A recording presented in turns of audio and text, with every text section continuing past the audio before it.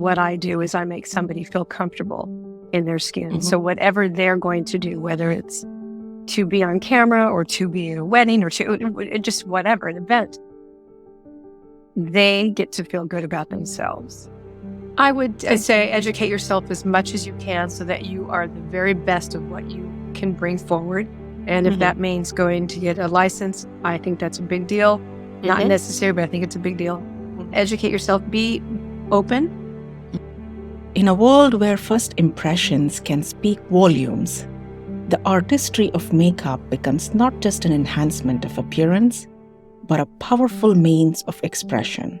With faces as their canvas and brushes as the tools, professionals who craft looks that do more than adorn. Looks that tell stories, evoke emotions, and create unforgettable experiences are makeup artists. Whether preparing someone for a special event or a photo shoot, their work ensures that every client not only looks their best, but feels their best. My guest today is Emmy-Winning Makeup Artist Jan Ping. With almost 40 years in the entertainment industry, Jan has transformed countless faces in various media formats. A former actress and model, as well as an advocate for positive aging and healthy self-image, Jan dedicates herself to empowering individuals to embrace their natural beauty. Having battled breast cancer years ago, she continues to share her expertise and experience with skincare and makeup tips, as well as hoping to inspire others to celebrate their journey and feel confident at every stage of their life. In this episode, she shares with us her journey as a makeup artist and tips on how to become one. This is Career Calling, and I'm your host, Pratibha Pandit. Hi, Jan. Welcome to Career Calling. Hello, thank you for having me. I'm really thrilled to have you. This is a field a lot of people are very familiar with, but most likely a very superficial information about it. So I'm really looking forward to learning about beauty. So you're in the profession of making people feel beautiful. That's how I would Yes. like to think about it. But like I said, most of us have a very superficial understanding of what beauty is or what beauty industry is. For a lot of us, it could be just going to the salon or going to a spa. That's how much probably most people will know. So I would like to hear from you as a professional, as somebody who has lived experiences with it. How do you define what you do and what are the areas where it is very important? I probably have a little bit of a different perspective about it. I will say in my industry, I work in television. I work in a lot of areas, but my main focus was television. I do makeup and hair in television. I also have clients on the side as if it were a salon situation, but I usually go to their homes. And I've also worked in a salon over the years, but my perspective on beauty, I think it's much more than what it looks like. So yes, I'm a good makeup artist. Yes. I do good work. It's visually pretty work. What I know is that what I do is I make somebody feel comfortable in their skin. Mhm. So whatever they're going to do, whether it's to be on camera or to be at a wedding or to just whatever, an event, they get to feel good about themselves. And so that's my perspective and that's my goal. And that's what I do Mhm. in this industry. Yeah, that's really so meaningful that making one comfortable in their own skin. Yeah. I think that's a very good perspective. Well, if you could broadly put a framework around your process of what are the responsibilities of a makeup artist. By the way, I really love the term artist, that gives a very different dimension. So if you could just highlight what are those in your view? Okay. And absolutely artists. I will tell you, I'm real strong in that area. The other stuff like tech and stuff, I'm like, whoa. And I've always been an artist. I was an art major in school and college and things like that. And I paint and do all that. But so what my job consists of in the television industry, I'll start with that. So Okay. depending on whether you have the main talent, you may have guests, you have all different walks of life that come and sit in your chair. And so you have to sort of be mindful of that, because I worked on a show where I had a lot of medical professionals, real heady people, and real heady men. And they were like, oh, I can't make up. It was like, I'm like, okay, doctor, Mr. Brain surgeon, you have to work with that. Again, it's to make somebody feel comfortable. And I think my job, especially in television, at the beginning of when somebody goes on television, there were like all the stages that get them to the actual set. And so at the beginning, they'll be talking to producers and all that kind of stuff. And then they come into me. And I've always felt, more so over the artistry, I've always felt that I'm trying to make them absolutely feel their best. So I will do a very good job. But if that means somebody wants a lot less than what somebody would do, I will work with that, because I know that if I put this makeup on somebody, he's going to walk out there and go, what is happening? And so I've always been connected to whoever is in my chair. And what we do in television is that you get them ready, and we may have several. I have also been what is called somebody's personal. So I've been where I do the mass of people that are on the show, or I do the star or the celebrity. And they both have their pluses and minuses. They're both, but you'll do the makeup in the makeup room. And then when you go on set, then you have to tend to them to make sure that they look their best, because depending on how soon they record, whatever things, and then you stay on set and you'll be doing that as well. And so that's like a basic nutshell of what. Side note, it's like I'm a therapist, I'll just tell you. Because we sit down in the chair and then I just start. You're like, let me put on my psychology. But that's a part of what I do. And again, I'm always speaking for me, because there are different artists that I've known that it's about the work. It's about the makeup. I'm about the experience. I'm about the person. I'm a little bit broader. And so I do my best, again, to make somebody feel comfortable to do what it is they're there to do.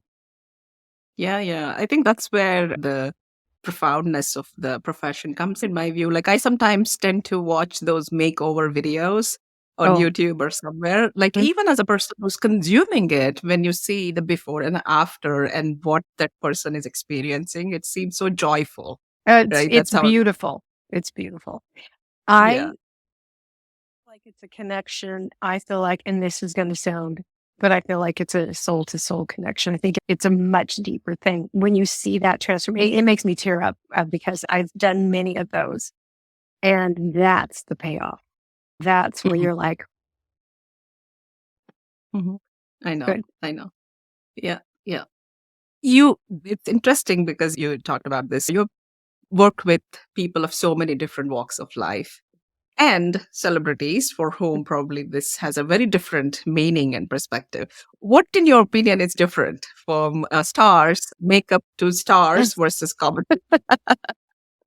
Let me see how I respond depending on the celebrity. When you become somebody's personal, that's what it's called in the industry. You become their personal. So you are, at least in my career, the celebrities that I have cared for and done their makeup, it's much more. It's, you sometimes become their safe space.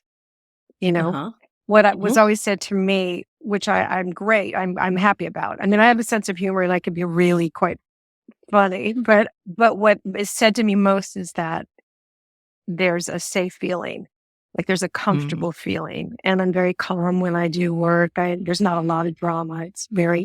And so they get a little dependent, and depending on the level, you don't have much of a life, because you are at their beck and call. And they get something. I mean, I've been told, like, we're leaving now on the plane. I don't have anything. That's okay. We'll get you stuff. We'll get you clothes when we get there. So probably one of the difficult parts. I mean, if you're a young single person and you don't have any responsibility, it's fabulous. It's very exciting.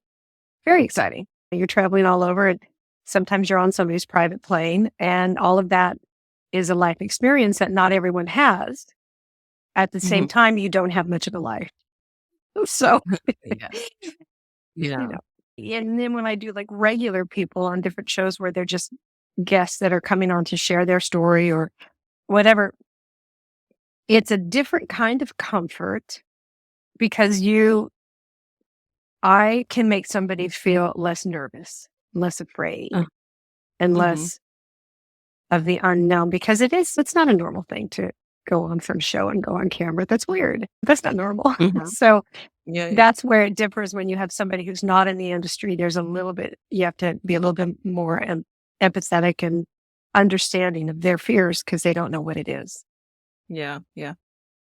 When you talk about personal, is it usually that when you become somebody's personal, it is always 1-to-1 equation? Like, can you have multiple stars you have become a personal? Is that a possibility? You can, but like I said, depending on their career, it's very hard to do. Yeah. And another little, let me see, sometimes they can be a little possessive and get their feathers a little ruffled if you're somewhere else or you have someone else that you have to tend to.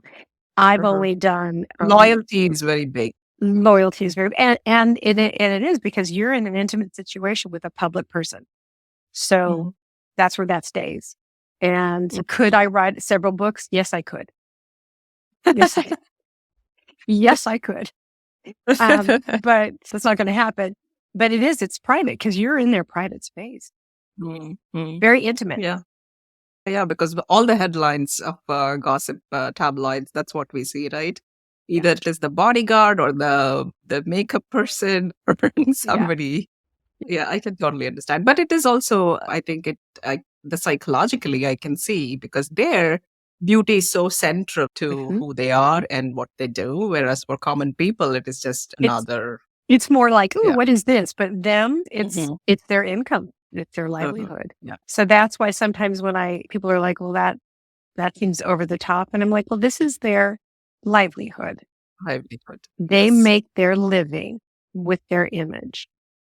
That's a different ballgame with their image or their personality or what they present. But so, yeah. Now, when you is it different? There are different personal for hair and makeup to different, or are there different branches to it? Yes, typically in the union, you have one makeup and one hair person. And that's the way that goes. Now, because I do both, because I'm a licensed cosmetologist, I also do hair. Different jobs. Now, and the union does, and it protects other jobs so that one person doesn't monopolize the whole situation. But it kind of depends. Sometimes the celebrity doesn't want that much going on. So sometimes they prefer to have one person do the whole thing. Then you have to consider time because especially if it's a woman with a lot of hair, that's going to take a long. So there's both things that go on. I've done both. I've been personals where I'm just the makeup person, and I've been personals where I do both. Okay. And let's talk about, you mentioned cosmetology. I've always noticed this, that it's like artists, right? Like there are some people who have such a natural instinct to, makeup and like even eyeliner. I feel like somebody are like born with it, right? They just do it. So how important is education in this field, like a degree? It can be very important. Now, I will say that in the entertainment industry, you do not have to be a licensed person. I am a licensed person, but you don't have to have a license. And when I came up, and when you were talking about something natural, I've always been a natural artist. Like I was born that way. And I remember I didn't even know I was artistic. And I was in high school and wonderful teacher. We were drawing pencils or it might have been pen and ink, whatever it was. We had to draw the skull. And I did it and I turned it in. And I mean, this is a natural thing. And so later people got back their projects and I didn't get mine back. And I think I forgot about it. And then the teacher asked me to come in and she said, I want to tell you why I didn't give you back your thing because I entered it in an art show. She had it framed and she signed my name And That's she entered awesome. this, and she said, I want you to know, and it gets me. She said, I want you to know you're an artist. And Yeah. when I was like, I am, you know, Yeah. and Everybody she, needs a person in their life. it's like she was, I was in 10th grade, or 11th grade maybe. And I was like, I am. And then here, this is what I do for a living. And so you don't need a license, but you do need education, because in the industry, in the television industry or movie industry or entertainment industry, I should say, you're going to do there's characters. So there's continuous education that you can learn to put a skull cap on, or to put a wig on, or a facial hair. All of those things in that industry, you continue to educate yourself. Mhm. And I'm going to say in all of it, because even in like cosmetology, if you're in the salon, you have to continue to be updated. You have to continue to be current. So yes, in both sides, it's just different kinds of education. It's all about just perfecting your craft, being good at what you do. And things do change. Things do change. There's different trends and things like that. So that's going to be probably more in the cosmetology side of it. And then, of course, you have every character possible in Hollywood. So you have to know how to do all that as well. Yeah, that's very interesting. That was going to be one of my questions in you're talking about it, is that when you talk about makeup in entertainment industry, does that also encompass all these characters, like creating characters, like basically Oh, yeah. making people look like others? Right. Absolutely. Oh, there's a whole system. I mean, and there's a lot of pre-production that goes on. There's a lot of testing of products. There's a lot of testing of if the cheeks. I'm not a prosthetic artist. I've taken classes in it, but that's one of those things. Not as easy to get. It's not as easy of a thing to get into. It's a little bit tight spot. It's a little bit, but I've done my fair share of like both skull caps and wig, facial hair and all that. But yeah, there's a lot of planning. You have to, even in something, I remember I was on one of those entertainment shows, one of those music shows, and like they have all these pre-production meetings. Okay, so this is what's going to happen here. There's how many guests or how many performers, and then you have to work out what the characters are. So it's like a lot of pre-production. And then on a show like that, because it's big numbers, there was probably 6 or 7 artists, and they have it all laid out of this pre-stuff that they've done. So they've got this look with the makeup, this look with, and everybody has to follow along. But it can be very extensive. So are these the branches that you need to study? Like, is this like a specialization that you get in college through college degree, or how does that work? No, that was something through the union. Now there's, of course, YouTube things like that people now learn professions through YouTube, which is amazing. But the union, which most big productions are under the union, and the union offers classes. Oh, And then if you're lucky enough or eager enough and you decide you want to go there, sometimes you say, I will help you. I'll just help you to learn. I'll do whatever I need to do. I'll be your gopher. I'll do whatever is necessary. And at the beginning of my career, I sat and watched different artists work. Then we follow them. And so there's different things like that. Now, on a big production, they may not be as willing to have somebody tag along because it's a lot of work. People will be in chair for hours to make somebody look different with all this prosthetic work. Literally hours you sit there. Takes a long time. How does one get into how does one become part of the union? How does that process work? Oh, that's another difficult one. I got into it. I can speak for me. I worked on a non-union show for like 8 years. I was brought there by the talent, by the host. And then I had it's an accumulation of hours. So sometimes you can go to the union and say, because it's one of those catch-22. You can't work on a union show, but you can't unless you have your union card, but then you can't get your union card unless you have hours. So it's like, but I went the non-union route and I had 8 years. So I was able to it was like a certain amount of hours, and that's a lot of hours, but I had 8 years of 5 days a week on a show where I was like, it was fine for me. Not the easiest thing. And the other thing I'm going to say about that, it is also not the only way to go. A lot of people, because it's like the sexier thing to be on all these other, these shows, whatever's popular at the moment. And of course, they're going to be union stuff. But There's so much work out there that, that I would say I probably enjoy the non-union. I might get in trouble for saying that. I don't think so, but the non-union work that I've done just as much, if not more. There's a little bit different energy. And how does the show become a union show versus non-union show? Like what determines that?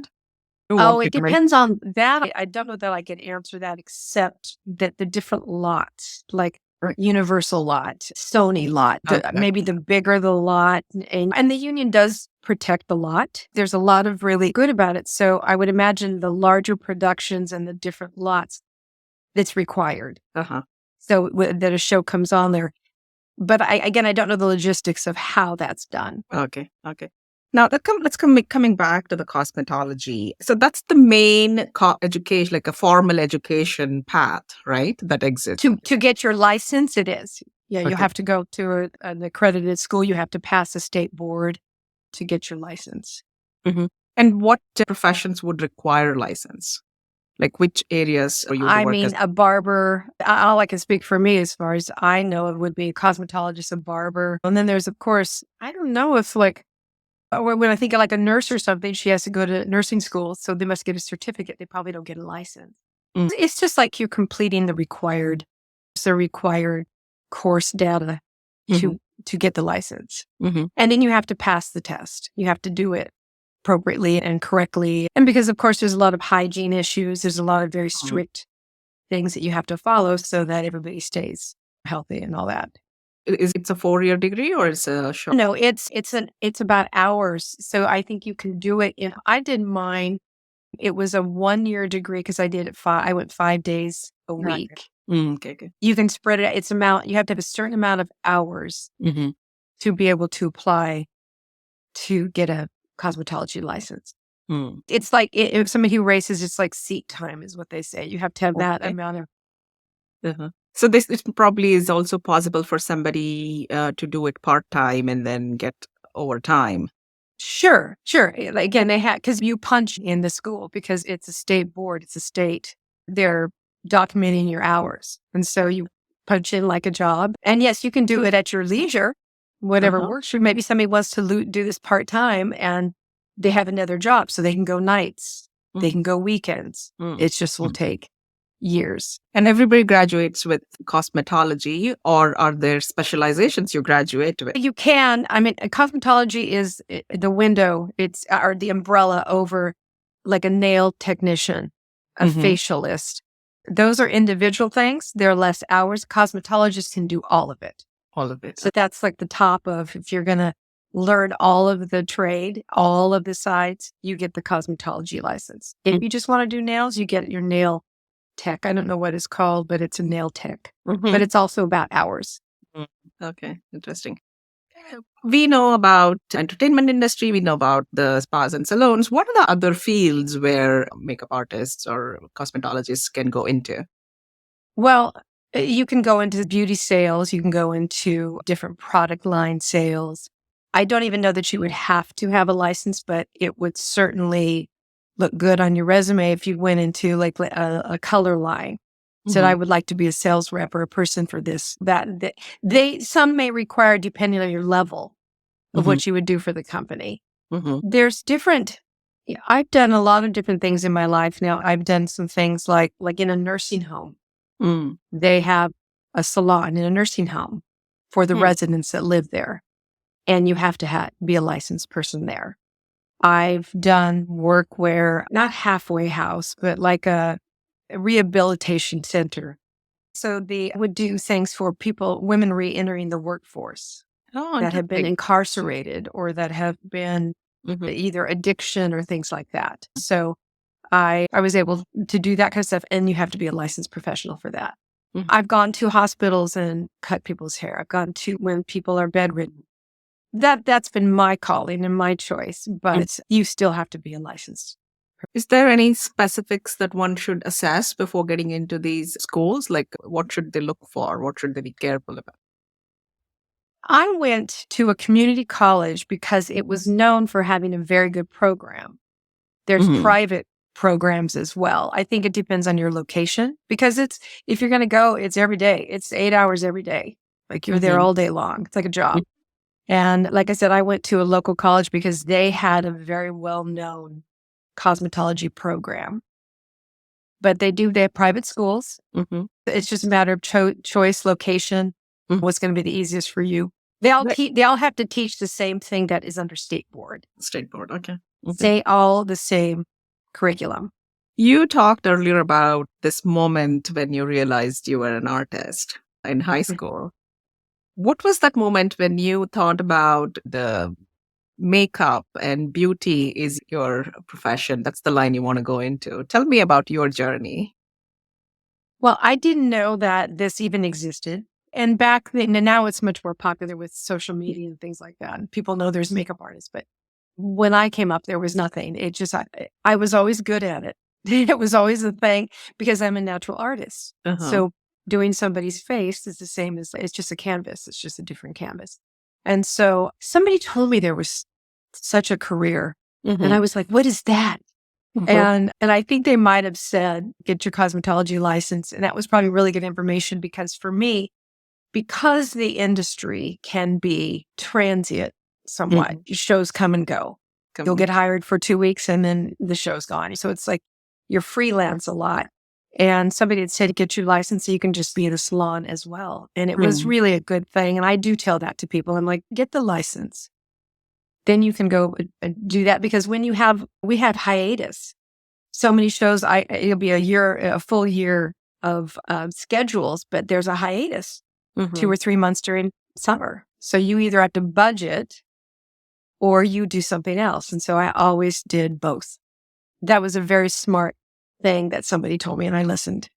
My mother was a beautician, is what she was called. And now she did that for quite a few years. And then she and my father had a family business and she left it. But I grew up with a mom who always did my hair, always did little whatever, but little things. What? Is that what it was called back then? Beautician? Beautician. Okay.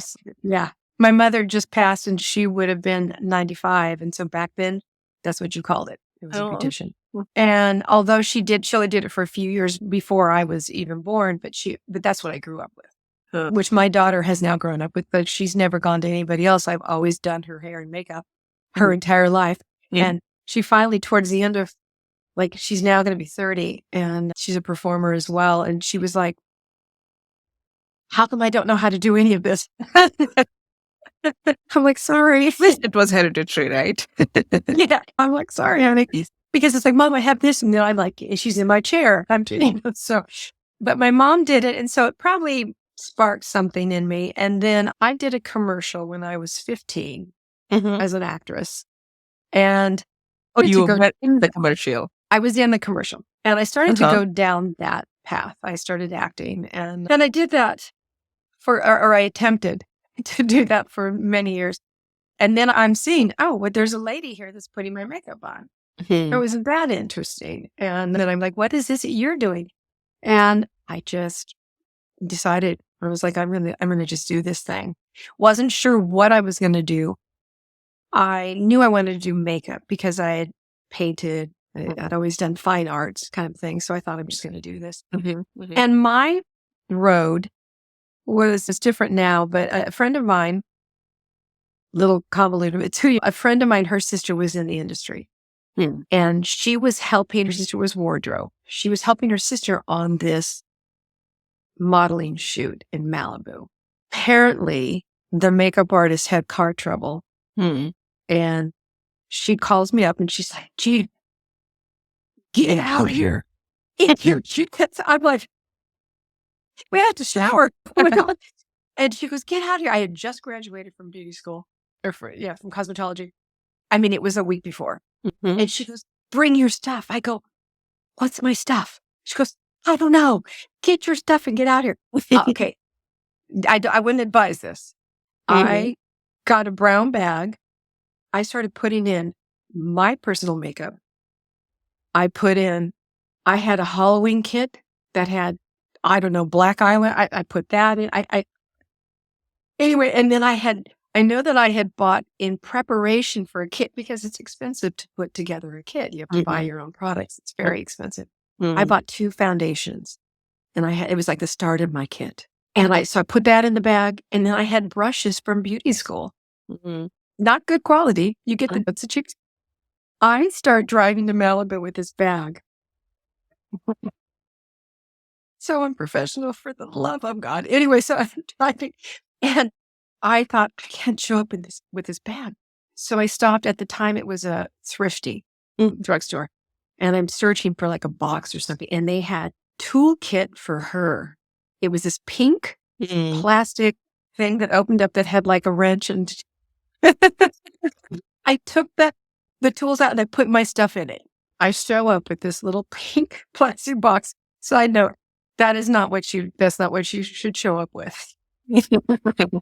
My friend goes, "It's with the box." I said, "Oh, it's all that." So now I'm filling in for the, like I had to jump in. I was clutching on a hill, hanging onto a rock. I got a brush and like it was a photo shoot in the element. Oh. I somehow get through it. Okay. Everyone seems to be happy. I go to leave. The photographer said, "You're wonderful. Can I have your card?" I don't have a card. I didn't have anything. I had my pink box. So I wrote my name on a napkin. I said, "Here you go." I haven't stopped working from that day. That is so amazing. Yeah. And what I did is quickly, I went and bought some equipment. Yeah. I mean, think, I was you using. have a story to remember. Yeah. And I'm like, I really like this lip gloss because it's mine. I mean, I mean, don't do that. But yeah, that was my opportunity. So. But how does generally, especially when it comes to entertainment industry, it seems so, at least from the outside perspective, it seems like so non-standardized, like a black box, really. How do people get into? Like, what would be the entry point? What are the ways one can get into? Well, and I will say, so now I happen to know somebody. That's one way. But now it's a sought after career because people now are the makeup art. Like it's become like a thing, which cracks me up anyway. Because when I'm doing makeup, I have my hair in a ponytail and I'm going to stitch your makeup on. I'm just there to do the makeup. So not about me, but it's now a thing. And I would suggest offering, I did a lot of free work. You try and build up a portfolio. So if you have a friend who's a photographer, maybe you call photographers and say, can I, for free? And a lot of people will do test shoots and they will allow you to do. That was what back in the day. Some people go down a road of maybe they're going to do bridal. Maybe they'll work for an event planner and they'll get their experience by doing brides. And then they'll get pictures and then they could show, it's like you got to just do the steps along the way. You got to do the work. And build your profile. Yeah, you really have to. And I was lucky enough, and I don't know, it's probably more my temperament than anything, that I would get on a show and then I would be asked to go to the store. And I was like, oh, I don't want to do that. No, I'm fine with it. I don't want to. And no, please, I was like, and then I ended up doing. And I don't mean to, I'm not trying to sound that way. I think I just am easy to be around. Like I said, that matters. I'm not and I do good work, but there's a lot of good artists and your temperament does matter. And so, but that's how I got in. And I think you just have to be willing to do whatever you need to do as far as try to show your work. And I did do a lot of free work at the beginning. I can totally imagine how temperament and how being at ease around a person will become so important, especially when it comes to art. Are there any, do you think, a specific type of people who would thrive in this industry? Like if I were to, like in early days of schooling, like high school, you would say somebody who is good at science and math could do well in this. So like, what is your opinion about who would do well in this? Creatives, because it's a very colorful world,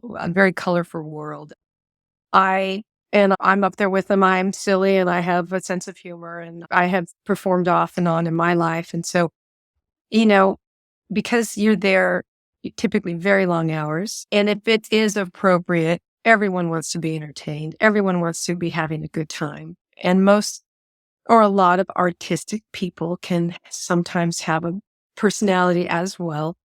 It's a very colorful industry. It's not for, I don't think anybody very quiet or insecure or unsure of themselves probably wouldn't even want to go into it, because all sides are pretty, like, just there's one performer, but oh my goodness, the creativity in the room.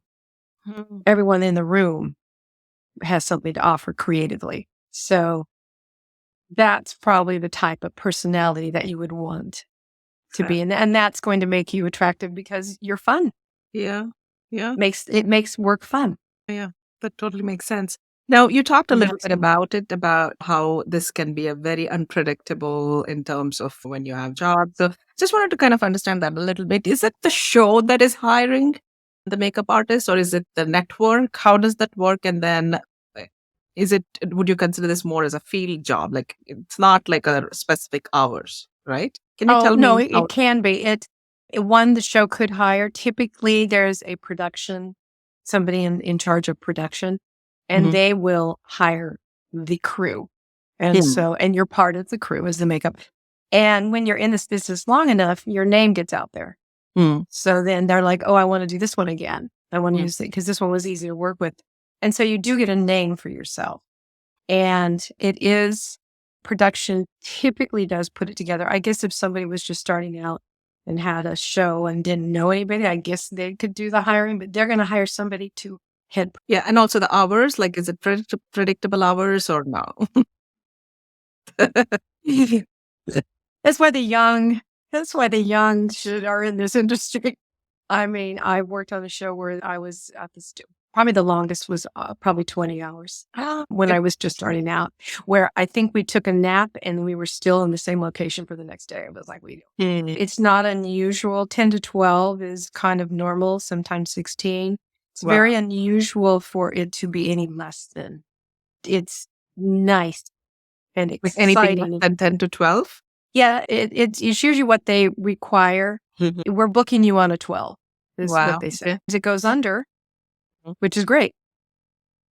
They don't like to go over because once you're on a 12, if you're overtime, it's very sweet, but it's real good. But you're also exhausted. They're long hours. They're definitely long hours. It's not as glamorous as it. I mean, that's the thing that I am in. That's been my learning as well as I'm doing this podcast about. There's so much hard work that is out there that we don't realize, especially us in Silicon Valley don't. Yeah, people don't realize. And that's what's so hard, because right now the industry is changing so much. It has changed. COVID was incredibly damaging to it.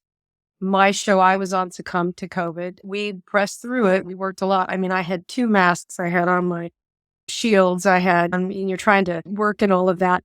And a lot of shows went under because it was so costly. We at the time, we were at the height of it. And we were tested every single day. And we were tested so we were like, when their testing was top, because you have to protect the talent. So, and that was such a scary time anyway. So unfortunately, COVID did a lot. And then we had a lot of strikes back to back. So people have been out of work for a very long time. And a lot of people are leaving the industry, unfortunately. And that's what I was listening to something the other day. This gentleman was talking about it. And he was saying that, I mean, because even though people that don't quite know about it, and they'll say, oh, the entertainment industry, it's a regular job. I mean, you're on the ground holding up a thing. You're working. There's so many things behind the scenes. And these are just regular people. This is their job. They're in the entertainment industry. People haven't worked. I mean, they haven't worked for a while. Some people's going on a couple of years. I made the choice to take care of my mom. So when my show ended with COVID, I was like, and she was declining rapidly. And I thought, I got to go with what is the right thing to do. And so I stayed with her.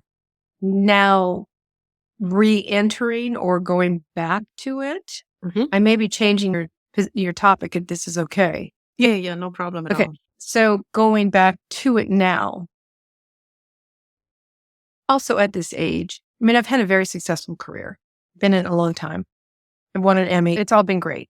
When real life is so intense and caring for a parent 24/7 it changes your perspective a little bit. And so for me, I will pick and choose what I go back and do. And I do. I pick and choose what I'll do now. But if I had some difficult talent, I'd be like, I'm not the girl. This is nothing compared to what real life is about. And this attitude isn't going to work with me because I've seen too much real life. I've had a lot of, the last 10 years, I've had a lot of losses, a lot of great deal of changes and losses. And so now I'm looking at, I want to do something. I know what I'm good at.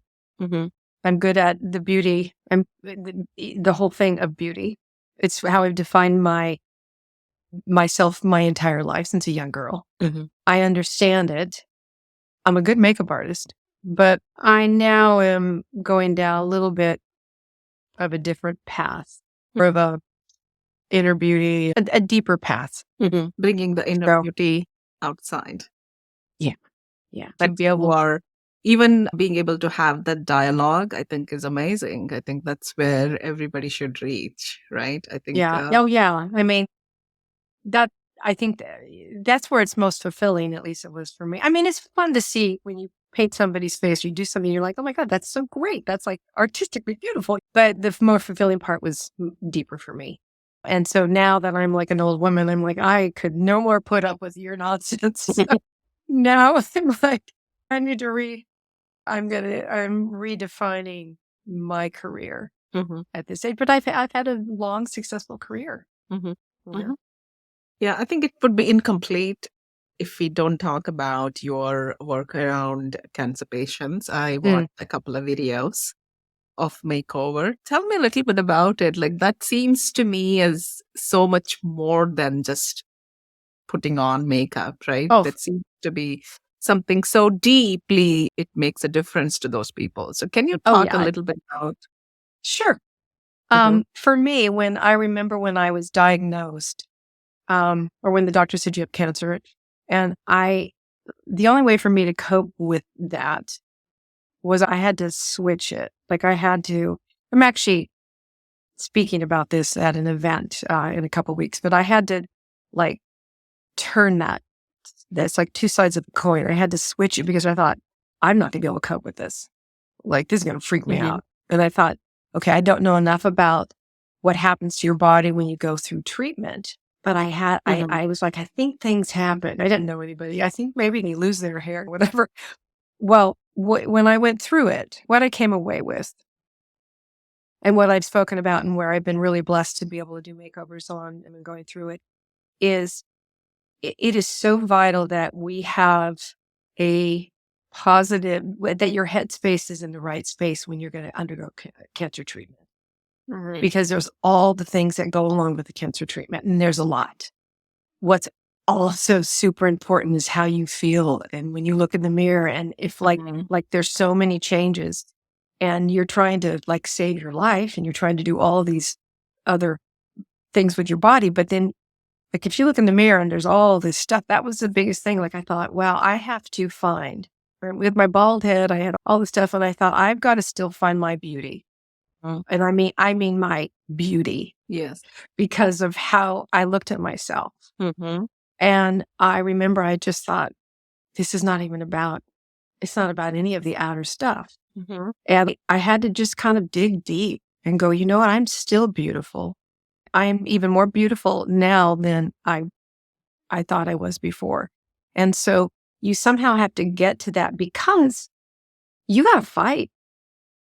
You got to fighting for your life. And if you're fighting for your life and then you're like, oh my gosh, I look awful, I feel I'm itchy, you got to be your best. And so there's a connection to self and a connection to your inner beauty that I think is vital.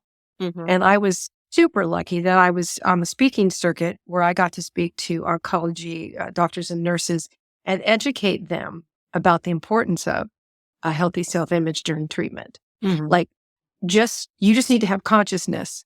You be conscious about that person that walks in there with their bald head and everything's cut up. And I remember I had a rash from head to toe. I looked like I had chickenpox. I was bald. And I somehow had to find it. Like, I would stand in the mirror and I would just say, you're beautiful. I don't care if I didn't believe in it. Mm-hmm. I'm like, I just said it. You're okay. You're beautiful. You're okay. You're beautiful. I would do, like, oh, I like your nail bed. I mean, like whatever, wherever I had to find, because it's vital, Yes. in my opinion, that you have your head in the right place to Yeah. move forward and fight a cancer diagnosis.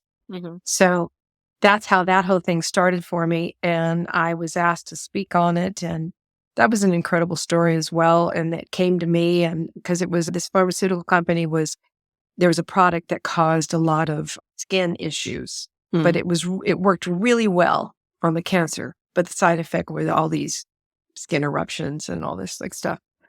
And so I was on the speaking circuit with the doctor talking about the actual process of the chemo, the nurse practitioner that actually talked about how it was administered and all that kind of stuff. And then I was the fluff at the end, because this was with a medical professional, but I was like, you got to know that I know you guys are doing this medical part here, but this is just as important. Yeah. Like, so be mindful of your patients. And everybody was like, I never thought about that. And I said, it's huge, because they got to fight.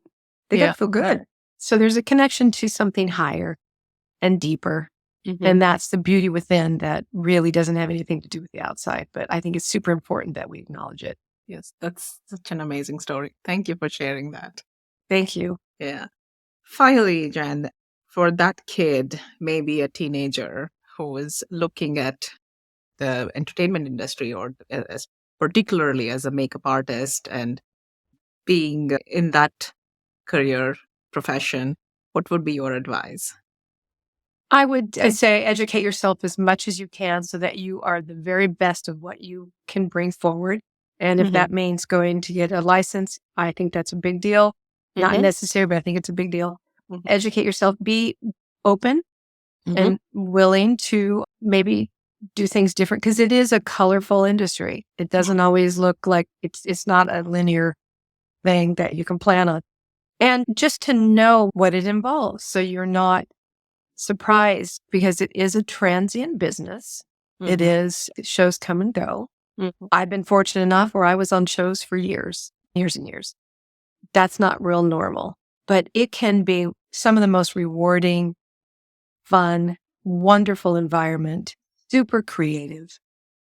And as long as you go in knowing all of that, then I think you could enjoy it and have fun with it, because it's a pretty creative, wonderful career.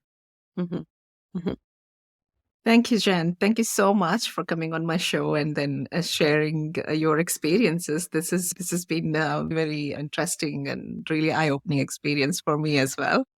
Good. Thank you for your time. Well, thank you. I appreciate it. I'm happy to share some of my experience. So thank you. This is Career Calling, and I'm your host, Pratibha Pandit.